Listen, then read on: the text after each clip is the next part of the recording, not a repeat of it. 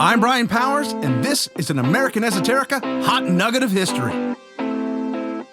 Just a few hours before the start of the St. Patrick's Day Parade in Chicago, workers begin the task of dumping an orange powder into the Chicago River, dyeing it green for the festivities.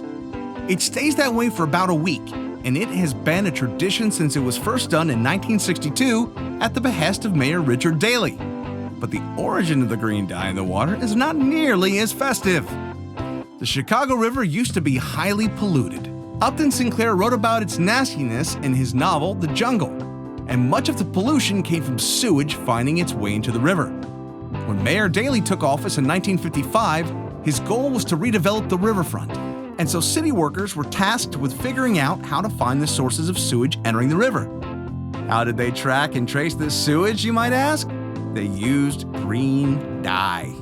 After a few years of this, the business manager for the Chicago Plumbers Union, Stephen Bailey, noticed this stunningly green dye on a plumber's overalls.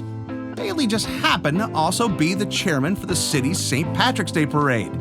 He made a quick suggestion of another use for the dye to Mayor Daley, and the next year, 1962, Daley had workers pour 100 pounds of the dye into the river, kicking off a tradition that continues today. And while the water is cleaner, there's still the occasional sewage finding its way into the river. Don't worry though, that's only when the Dave Matthews Band is in town. This has been an American Esoterica Hot Nugget of History. All sounds were made by me, Brian Powers.